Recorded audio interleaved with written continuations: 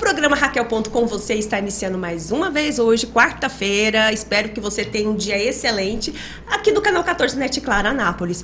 E nós vamos convidar hoje um grande artista, gente. Sabe quem eu estou falando? Olha só quem está aqui do meu lado. Valdson Ramos. Seja bem-vindo, Valdson. Obrigado, Raquel. Talvez um grande sonhador, não um grande artista. Muito bom. Obrigada, viu, pela presença aqui no nosso programa. Valdson, conta um pouquinho da sua história, né? Claro. Conta um pouquinho pra gente, pra todo mundo se conhecer um pouquinho mais, porque um grande artista napolino, né? A gente tem que estar sempre em destaque, não é verdade? Então, meu nome é Valdson Ramos. Eu nasci em Formoso, aqui no interior de Goiás. Fui para Tocantins, na época Goiás ainda, né? E a minha carreira, ela começou assim como começou o meu processo de vida mesmo, sabe? Desde a infância, eu já me dedicava a fazer alguns trabalhos na área, sabe? Pintura de letras, eu trabalhei muitos anos com pintura de letras, painéis. Depois eu vim para Anápolis, né? E esse trabalho sempre relacionado com a religiosidade, né? Porque onde eu morava eu frequentava muito a minha família toda, né? A igreja, então tinha as festas, os folclores, enfim, tudo isso. E sempre eu procurando desenhar, pintar, fazer uns quadros, retratando aquelas cenas, né? Enfim. E aí em Goiás, eu voltei para Anápolis, né? Aliás, eu voltei para Goiás e vim morar em Anápolis, uns 30 anos, né? 30 e poucos anos. E daqui eu fui e continuei, né? E aqui eu consegui também uma experiência que eu considero muito importante na minha vida, que foi trabalhar para o cinema. Eu reproduzi os cartazes do cinema nos outdoors, né, nas portas. Isso foi durante alguns anos, 3 anos, eu creio. E eu trabalhei para 2 cinemas aqui, né? O Cine Santana, quem não lembra do Cine Santana, né? O Cine Rocks. E 3 cinemas em Goiânia. O Capri, o Ouro e o Frida. Durante muito tempo, né? Então chegava um cartaz, na época não tinha impressora 3D, não tinha impressora nem bidimensional. Nossa, gente, que interessante. E eu reproduzi esses cartazes nos murais, né? Outdoors na rua, né? E também nos murais. E isso me deu uma experiência muito boa. Com certeza. E às vezes a gente olha assim e não imagina, né, gente, que o artista é da própria cidade, né? Tá, como se diz, está vivendo na cidade. Sim. Ali e fazendo um excelente trabalho. Eu me considero napolino. eu achava, na verdade, que você, né, era daqui. Mas é isso aí, né, gente? São histórias. E sem falar que a cidade de Anápolis é uma história, é uma cidade, quer dizer, que acolhe, né? Todas as pessoas e principalmente os artistas, porque aqui nós temos várias áreas, né? Como, por exemplo, a Escola de Artes, né? De Anápolis, você chegou a passar por ela? Sim, passei pela Escola de Artes. Eu considero muito a Escola de Artes. A Escola de Artes, ela me deu base. Foi quando eu estava trabalhando, fazendo esses cartazes de cinema, que eu me interessei realmente mais, como eu trabalhava fazendo letras no caso de letreiros, né, faixa, placa, essas coisas todas. Aí, quando eu comecei a fazer essa parte do cinema, esses cartazes, eu me interessei de verdade para aprofundar mais no segmento artístico. Aí foi quando eu entrei na Escola de Artes. E a Escola de Artes, sinceramente, foi para mim uma faculdade, né? Uma faculdade. Porque, querendo ou não, são 4 anos, não é isso? São 4 anos. Aí eu fiz os 4 anos de escola e, posteriormente, eu me interessei em continuar e aí onde eu fui para a faculdade. Fiz faculdade em Goiânia, né? Na UFG, Faculdade de Artes Visuais, licenciatura. E daí a minha vida na Abriu arte... realmente um leque, né? Porque, querendo ou não, assim, quando você sai da faculdade... Além do conhecimento lá, você pega todo aquele suporte, né, que você aprendeu ali e trabalha ali afora. Valdson, a gente tem notado que você, né, tem tido várias premiações, ter participado, né, de várias galerias, né, mostrando o seu trabalho. Conta um pouquinho pra gente das suas premiações, os nomes, né, dos seus projetos. Certo. Então, meu primeiro prêmio foi aqui em Anápolis, naquela mostra Centenário de Anápolis, quando Anápolis fez 100 anos, né? Aí eu participei com um trabalho e eu fui um dos premiados, né? O trabalho Sinal Verde. Até ele faz parte do acervo do museu, do MAPA, né? O Museu de Artes Plásticas de Anápolis. E daí isso foi em 2007, né? E daí eu venho desenvolvendo diversos trabalhos o meu trabalho ele perpassa pelo contexto religioso, né? Eu trabalho a temática religiosa sendo discutida fora da religião, da religiosidade, sabe? E em 2015 eu comecei uma série que se chama Ver Ícone, onde eu trabalho, eu faço desenhos com vinho canônico e água benta, né? Porque a proposta de trazer o tema religioso, eu queria que fosse muito verdadeira, né? Sim. E daí, nada melhor do que pegar um elemento da própria religiosidade, né, da própria religião, e trazer, e usar isso como um elemento, né, para você fazer a pintura, o desenho, né? Então eu pinto, meu pigmento é o vinho canônico, né? Nossa, que e a água interessante. Dá para ver, assim, perceber que você é bem religioso, né? Eu sou um pouco religioso, sou sim, mas sou meu berço, né? Minha criação toda foi dentro da religiosidade, da religião católica, né? E o fato de eu buscar esse tema tem tudo a ver com a minha vida, com certeza, né? E as minhas premiações foram, voltando ao assunto do prêmio, né? As minhas premiações foram 2015 com um trabalho aqui no salão, aqui em Anápolis tem um salão Anapolino de Artes, que é anual, é um dos maiores salões de arte do Brasil. O ano passado, por exemplo, foram mais de 900 inscritos de todo o Brasil, né? De todos os estados do Brasil se inscrevem nesse salão, e eu consegui ser um dos premiados também na edição de 2015, né? Da onde o prêmio, né, o trabalho, a gente recebe uma grana e o trabalho fica para o acervo do museu. Sim. Né? E posteriormente eu fui premiado no Salão Nacional também de Jataí, no Salão SESI Banco do Brasil, aliás, o SESI, né, de Goiás, feito em Goiânia. Recentemente, em 2022, premiado o primeiro Salão Nacional de Arte Contemporânea, realizado em Goiânia, no Museu, no MAC, né, Museu de Arte Contemporânea de Goiás. E recentemente, agora, no mês de junho, fui premiado no Salão dos Pequenos Formatos. Nossa, de Britânia. Olha, né? Que chique! Inclusive, a exposição é online e ainda está, né, em cartaz. Nossa, que legal. Então, fala aí pro pessoal, né? Você tem algum endereço do site? Eu tenho, depois de passo você coloca, porque eu não sei de qual, mas é um Salão Pequenos Formatos, né, do Museu de Britânia. E a exposição ela é online e o link eu posso te passar depois. Ah, não, que ótimo. E no caso, conta um pouquinho pra gente, como é que vem essas inspirações? As minhas inspirações vêm do dia a dia, né? Eu não sou aquele artista que espera cair do céu, aquela nossa, vai chegar, é uma coisa extraordinária. Não, para mim é um trabalho normal. Eu sempre trabalhei com arte, sempre vivi de arte, né? Desde da minha infância, né? Eu já pintei diversas paredes, casas, depois passei para letras, e aí hoje eu me dedico mais, né? Quase que exclusivamente à arte, né? E as minhas inspirações vêm da minha vivência, sabe? Às vezes eu tô em um lugar e aí de repente vem uma ideia, aí eu preciso trabalhar essa ideia, então eu paro. Eu vou na minha casa mesmo, eu sento e começo a pensar como que eu vou desenvolver esse trabalho, né? E aí eu rascunho, às vezes porque também tem instalações, tem vídeo, né? Aí eu rascunho, quando as instalações eu vou começar a mexer.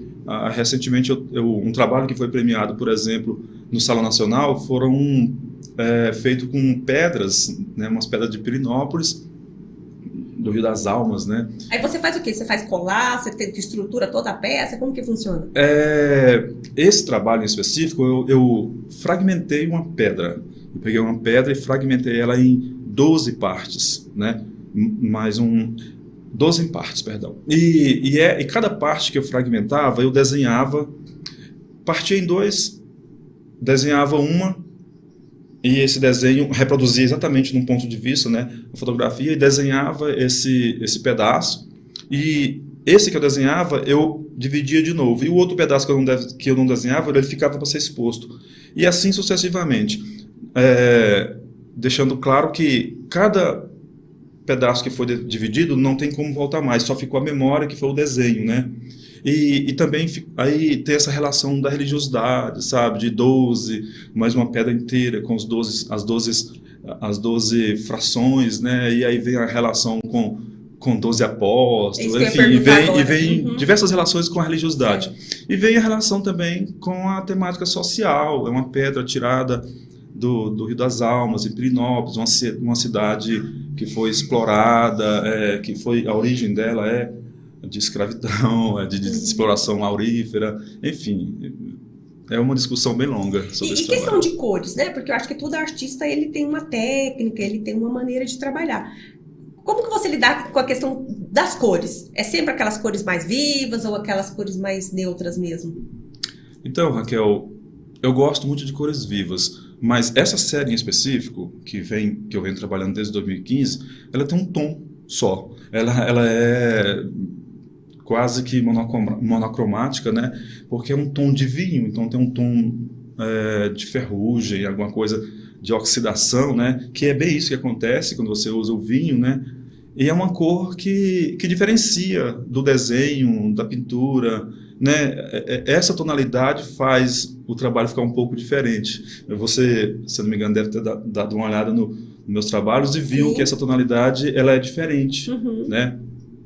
E aí eu fico feliz com a tonalidade dela, não me preocupa muito ser vivo, ser muito forte, né? Porque também existe uma relação. Nesse trabalho, eu uso o tecido, que é uma referência ao sudário, e esse tecido eu uso vinho canônico e água benta, mas o que está fora do tecido é a aquarela, que tem essa relação do profano e do sagrado, né? Sim, é interessante que eu tenho visto que o seu nome tem sido, né, falado muito nas escolas municipais aqui em Anápolis, até mesmo seus trabalhos foram numa escola municipal, inclusive a Santo Antônio, eu ouvi crianças comentando, e aí eu falei, deixa eu dar uma olhadinha. Quando eu fui ver, eu falei, mas eu conheço tal artista, né? Então eu achei bem interessante, porque eu acho que a cidade em si, né, o município, ela tem que dar um destaque, vai falar sobre a arte, por que não destacar um artista da cidade? Né? Porque, assim, às vezes a gente busca pessoas de fora. Então, eu acho assim, que o reconhecimento primeiro tem que ser dos artistas locais, né?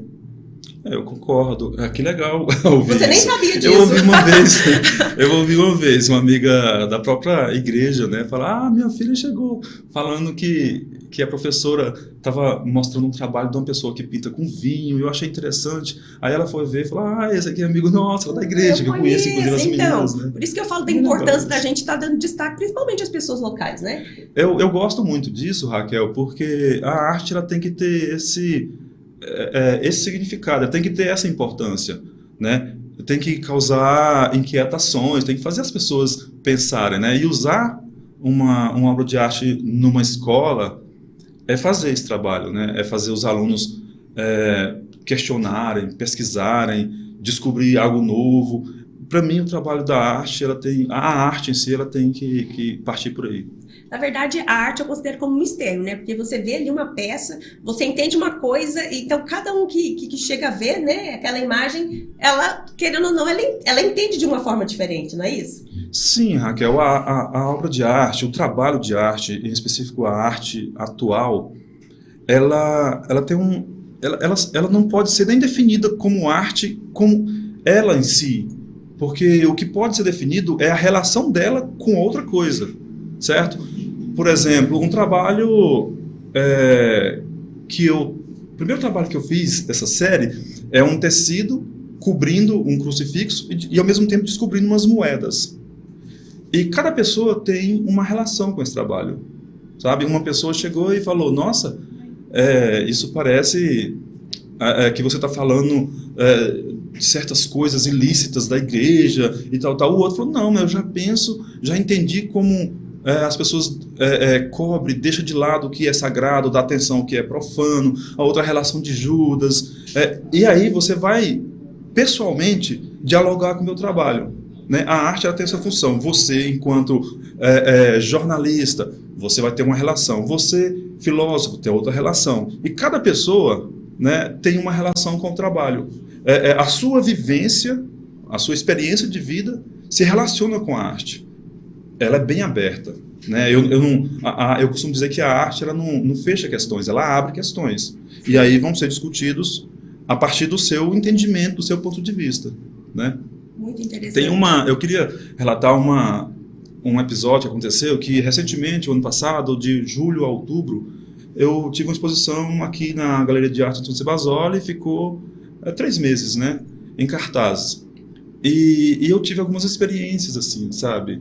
Eu tinha uma sala e um trabalho, né, e essa sala era mais ou menos 4 metros de comprimento, uns 2,5 metros, 3 metros, assim, e o trabalho ficava numa parede vermelha na frente. Um trabalho grande, né? Bem em destaque mesmo. Bem destaque. O trabalho era o crucifixo coberto com tecido. Você via ali a silhueta, umas marcas, e sabia que era um corpo, né, de uma posição X, mas não sabia identificar às vezes. E muitas pessoas chegavam na porta, olhavam, e alguns entravam, e outros ficavam assim, eu não sei se eu devo entrar, sabe aquela reação, e de repente entrava. E teve uma menina que ela me chamou para conversar, um colega, inclusive do TCE, do mestrado, né, da UEG, e ela se emocionou e falou, cara, quando eu entrei, não parecia que eu estava num lugar, numa galeria, parecia que eu estava num lugar sagrado. E quando eu digo sagrado, não é uma igreja, mas qualquer um tem diversas pessoas, cada um tem uma relação. Uns pensaram que sentiram, né, que poderia estar numa igreja, porque ali aquele formato, aquela nave, lá na frente aquele trabalho aparentemente sacro, mas não é sacro, né, é uma temática religiosa, mas é uma arte contemporânea, uma arte para ser discutida fora da religiosidade, aquele trabalho que é de uma iconografia religiosa posta num ambiente não religioso, sabe? E eu vi as reações das pessoas sentirem, ou seja, porque elas dialogavam com o que elas sentiam, né? Com o que elas tinham de vivência, né? E porque, na verdade, o espaço é muito comum. O trabalho é um trabalho de desenho, o espaço é um espaço comum. É você que coloca isso quando você entra no espaço, porque você tem a oferecer, você tem uma vivência. E é essa a relação da sua vivência com a arte que eu acho muito incrível, é que vale a pena fazer arte. Muito bom. Né? E Walter, então interessante, porque assim, a gente vê hoje em dia que as pessoas têm exagerado demais essa questão de querer mostrar a arte de uma forma muito explícita, né? E no sentido assim, por exemplo, você usa um pouco essa parte de religião e tal, mas querendo ou não, você está respeitando ali, né? Tanto a sua obra quanto o que as pessoas possam imaginar, porque às vezes hoje em dia, no caso mesmo, teve as Olimpíadas, né? Teve aquela questão toda lá do pessoal exagerar então assim, eu acho que tem que ter o respeito, né? Porque não é porque eu vou fazer arte que eu vou banalizar ou vou fazer alguma coisa, ainda mais com essa parte religiosa, porque hoje em dia tem se dividido muito isso, né? Como você lidar com isso? Algumas críticas? Para mim, eu lido com essa temática bem tranquilo. Na verdade, eu creio que tem que haver o respeito, sim, de ambas as partes, né? E às vezes há um grito. Às vezes o fazer algo para escandalizar, de certa forma, explícito, como você diz, é um chamado, é um grito de olha para cá, né? Muitas vezes a gente está passando por problemas, né? Porque normalmente um segmento da sociedade foi massacrado durante um período, né? E hoje ter a liberdade de se expressar é muito importante, né? E a arte dá essa liberdade, eu gosto muito disso, né? E de vez em quando eu vejo algumas rusgas, né? Algumas coisas. Eu acho que às vezes as pessoas acabam banalizando demais, né? Essas rusgas que existem entre arte e religiosidade, às vezes, isso é muito bom, é positivo, é um crescimento, é uma evolução, né? Quando você discute um assunto, é positivo. Então eu gosto disso, né? Acredito que de ambas as partes, tanto religiosa como política, como social, de todas as partes, às vezes há sim um excesso, às vezes há um exagero, mas tudo isso é justificável, né, devido à demanda daquela ideia, sabe? Do que ele quer dizer. Às vezes o grito tem que ser muito alto, né? E aí vem o exagero, né? E é muito exagera, às vezes acaba, aquele tal negócio, acaba afetando as pessoas, porque as pessoas acabam entendendo diferente. Isso é a palavra. Questão, essa não é? questão. As pessoas acabam entendendo diferente. E às vezes a pessoa nem explica, na verdade, o que ela quer passar. Mas a arte em si é isso, né? A arte está ali, então você entende da forma como você vê. Sim, sim. É muito fácil lidar com a arte. Você não tem que se preocupar. Você tem que vivenciar ela, sentir ela. Porque você tem algo dentro de você, você tem uma vivência. E quando você olha um trabalho, de cara, você já vai sentir alguma coisa. E é essa a ideia, sabe? Agora, quando você, depois de sentir alguma coisa, vendo um trabalho, você procurar entender mais sobre aquela coisa, porque um trabalho de arte, cara, é um quadro, é uma história contada que, às vezes, o artista leva anos pesquisando. Para o escritor, ele coloca isso no livro de 200 páginas, para o poeta, numa poesia enorme, o músico. Agora, para o artista, é num quadro, às vezes. Simplifica num pequeno tudo, quadro. Né? Então, é muito complexo, é muito difícil. E, às vezes, ele coloca detalhes daquela história, daquela mensagem que ele quer passar, e você só vê o detalhe. Você não está entendendo que atrás desse detalhe tem uma história muito grande, porque às vezes você chega no seguinte, como assim? Só um risco, não é? Sim. Então, é só o risco, eu vim aqui ver o risco, mas assim, é exatamente como você falou, né? Tem toda uma história por detrás daquilo. Tem toda uma história. Às vezes, facilitar, simplificar um trabalho, fazer ele virar apenas um risco, é uma estratégia para ficar fácil, para descer. Porque quando eu coloco um trabalho incrível, academicista, lindo, a pessoa parece estar viva, sabe? Aquela pintura linda, perfeita, eu me distancio. O espectador fala assim, nossa, aquilo é perfeito, nossa, eu nunca vou conseguir fazer aquilo, o cara é gênio. O espectador coloca o artista num pedestal e se afasta desse trabalho, certo? E isso não é legal.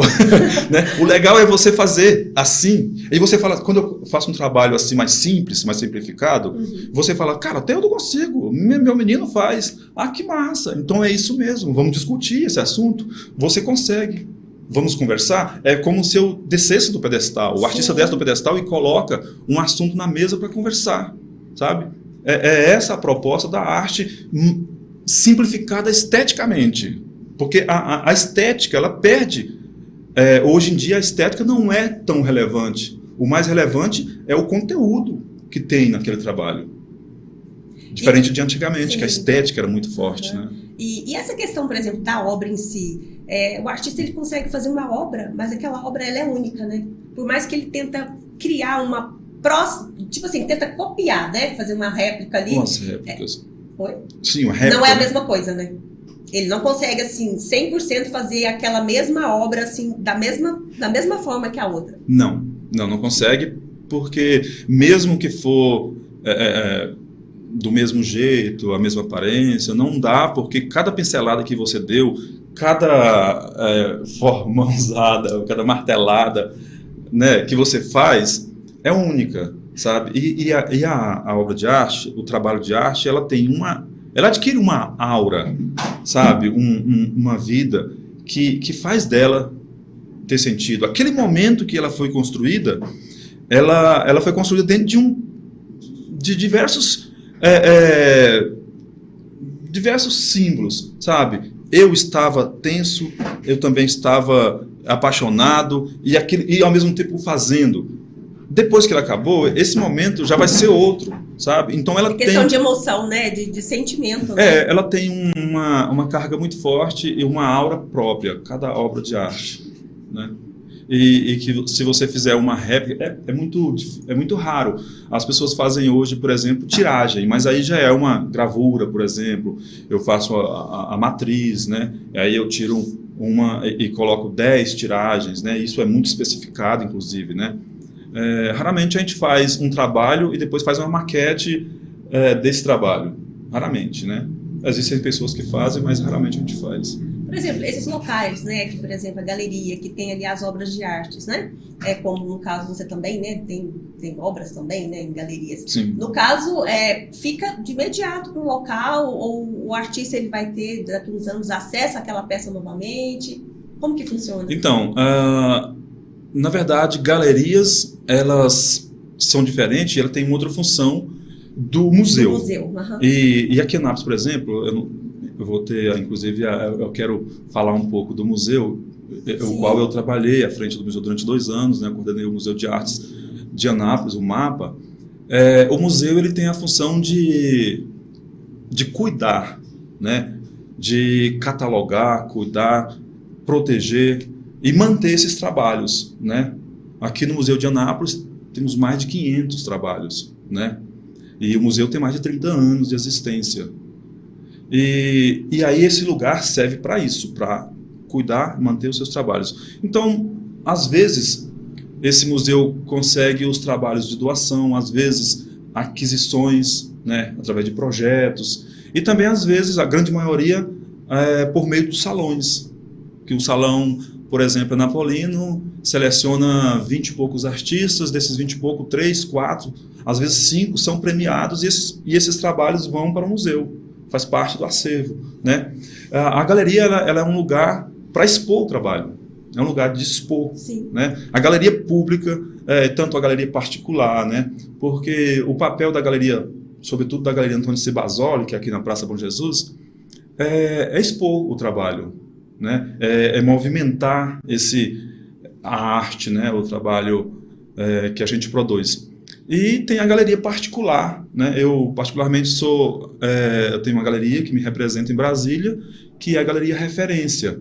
A gente também faz exposições lá, né? Aliás, de 2 em 2 meses tem uma exposição de um artista, são diversos artistas que ela representa, né? E é uma proposta mais comercial, né? Então ela vende o trabalho, ela trabalha o nome do artista, essa é a proposta. E no caso, por exemplo, das artes visuais, os artistas, eles trabalham em conjunto também? Sim, sim. Principalmente na atualidade, né? Eu, por exemplo, tenho um ateliê em parceria com outro artista aqui de Anápolis e o outro de Goiânia, né? Que são artistas também que já estão na batalha, né? E a gente produz em parceria.